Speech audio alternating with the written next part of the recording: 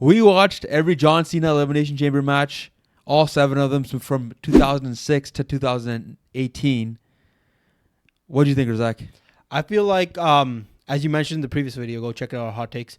You mentioned it. It went from being special in the early days to not being special. It was just continuous over-repeat of like every year just became worse and worse. Yeah. And it just became a gimmick kind of thing like every year. And it didn't help when it was a PG era because now you can't bleed. So what was the point of having a cage match, like a huge cage match?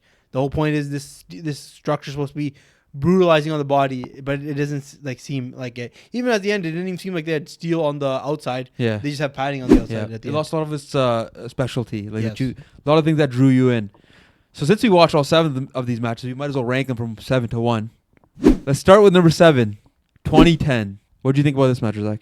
I didn't find it anything special. I think when you watch it, you don't. John Cena doesn't really stand out as much. It doesn't seem like it's about John Cena. It seems like it's about everybody else in the match. It feels like it's about Legacy versus Randy Orton, or the breaking point. Legacy versus Triple H. Yeah, and then you see the Triple Legacy and Evolution kind of beef thing going on, right? Yeah. And it just kind of seems like it's more focused on that than it is on John Cena as a match. And if you watch this match, you'll see that John Cena, I think he shows up later in the match. And I think he's not champion. Sheamus is champion coming into this match. So John Cena ends up winning at the end. But John Cena, I think the most he does is when he comes in, takes out Legacy, does his whole spot, and then he gets hit with a pipe, and he's selling the pipe for the rest of the match. He gets hit with a steel pipe, and he's down and out for pretty much the remainder of the match until the end when he makes Triple H tap out. But I just think the problem with this match was that it just was a repeat of the 2006 match he had, where he just gets beat up kind of, but he finds a way to win. And it's like when Super Cena was at its peak at this point, 2010. Yeah. And I think that's what kind of made it a little old and boring for everybody. We'll probably talk about this when the match comes up a little bit, but I'll just say a little bit. Like in that 06 match, he gets beat up bad, yeah. Right? And this one, it doesn't even seem he takes one pipe shot and he's like laying on the ground for 20 minutes of the match. Yeah. You don't really see much of John Cena. You don't see much of John Cena. And then at the end, it's like, here comes Batista to steal the title. Mm-hmm. But even then, it's like, okay, like it didn't even seem like that much. In the 06 one, he's like bleeding. Yeah. He's like out of it. Like he's barely could stand up. Yeah. And that's when I was like, this is how you sell like John Cena being like, that's how good of how strong John Cena is. Yeah. This one, it was like he took a pipe to the fucking stomach, and now guess what? Now he lost to Batista because that was it. But they also it kind of also like diminished Batista winning because it kind of seemed like it was because it was meaningless win. You knew he was gonna lose at WrestleMania anyways.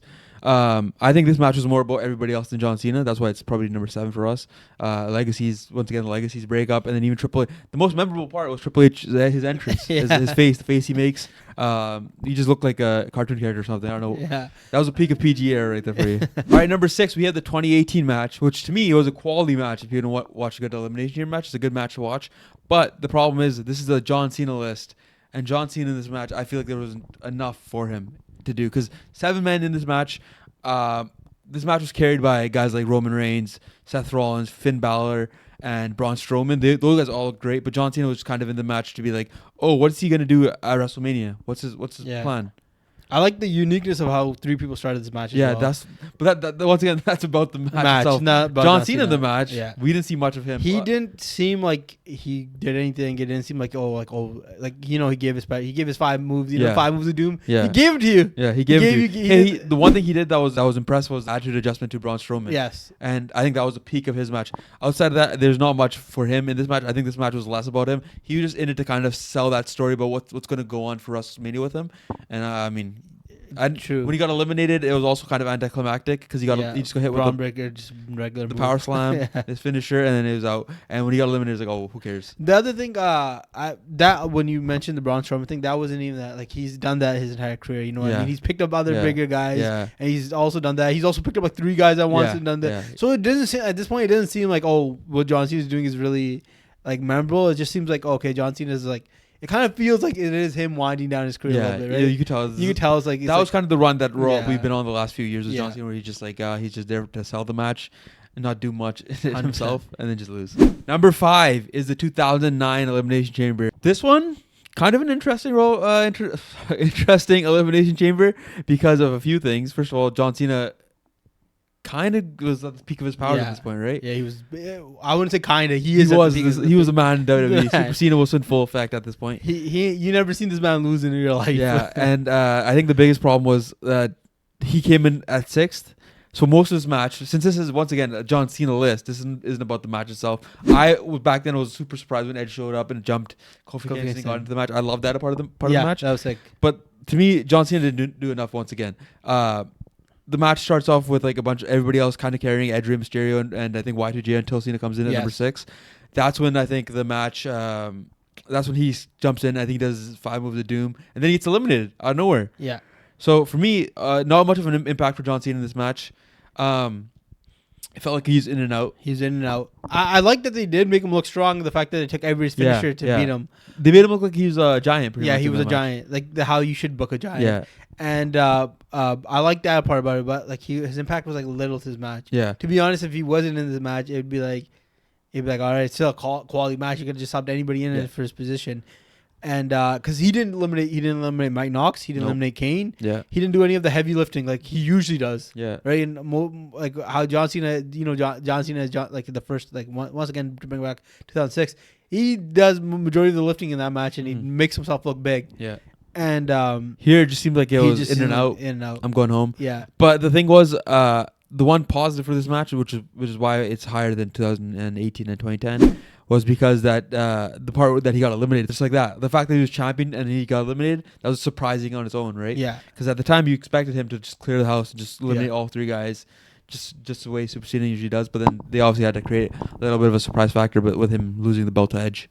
I think this was probably like one of the few matches before I quit watching wrestling, and I remember this like seeing him get eliminated. I was shocked because. One of the reasons why I personally stopped watching was because you kind of saw Cena win. Yeah. It was every single time. It'd be like he's Superman basically. Yeah. He'd get his ass kicked, and then all of a sudden just right at the last second steal the win. Just pull out the win, right? Yeah. Just take every beating you can and just win at the end. Mm-hmm. And it kind of felt like this was perfect. That the fact that like they did that. They didn't do that. They just everybody jumped him, and you think he was gonna kick out after everybody.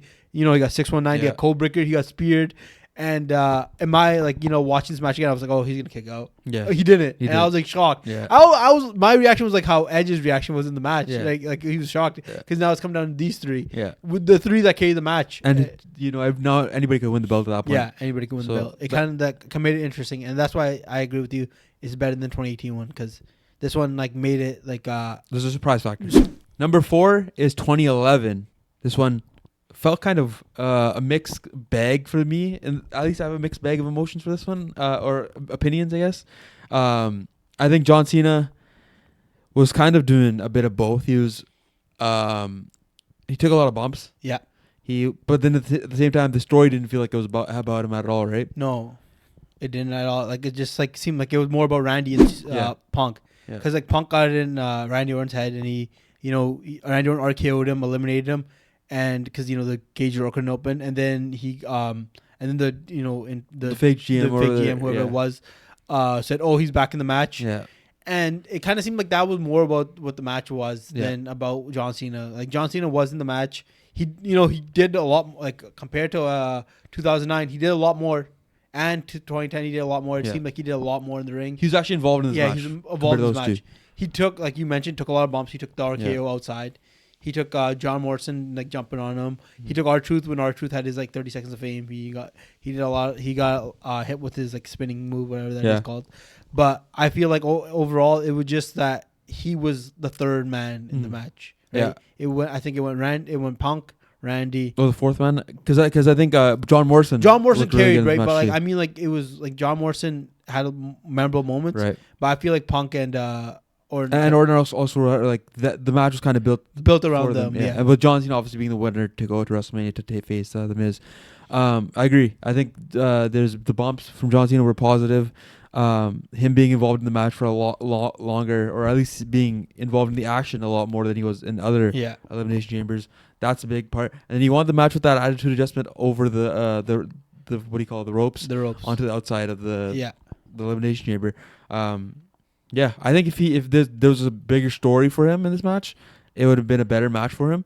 Like where with John Cena and Randy Orton and CM Punk, they had a whole story to build up their WrestleMania match. If he had some kind of story with maybe the Miz jumping in, like they showed the Miz a few times. Yeah, and they had a feud from the Rumble going into WrestleMania. Right when I started watching this match, I know Randy and CM Punk had beef. Like I could tell right away, like these guys had a match, but it didn't seem like the Miz and Cena had it. Like if you made Miz like kind of like scared, Cena won, like I'm kind of nervous to face him. I kind of get it, but like you kind of made it seem like Cena winning wasn't like that big of a deal. Miz, yeah, I agree.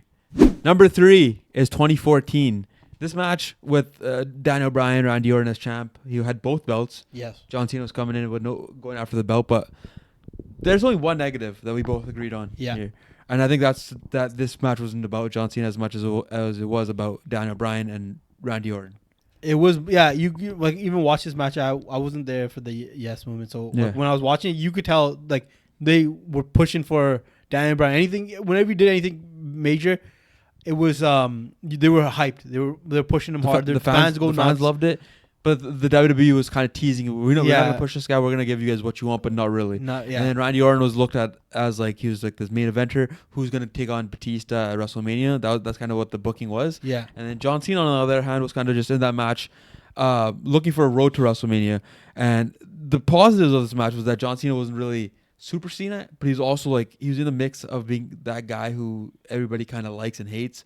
A lot of John Cena sucks and let's go Cena chants. Yeah. And then on the other side, he was in his bag doing all these insane moves, putting on great matches. This was like legit. I think this was the start of that run he had from like up until 2017, where he had great matches and was doing all these moves that he never did before. Yeah, just to mention like in all the other matches you see him when he comes out of the chambers like that we mentioned before, he comes out like he'll do the five knuckle shuffle. He'll do the three shoulder checks. Yeah. He'll do the 5 knuckle shuffle. He'll do the backdrop. Yeah. He'll do the 5 knuckle shuffle, and then he'll be ready to do moves to death. 5 moves of doom, right? Whatever it's called.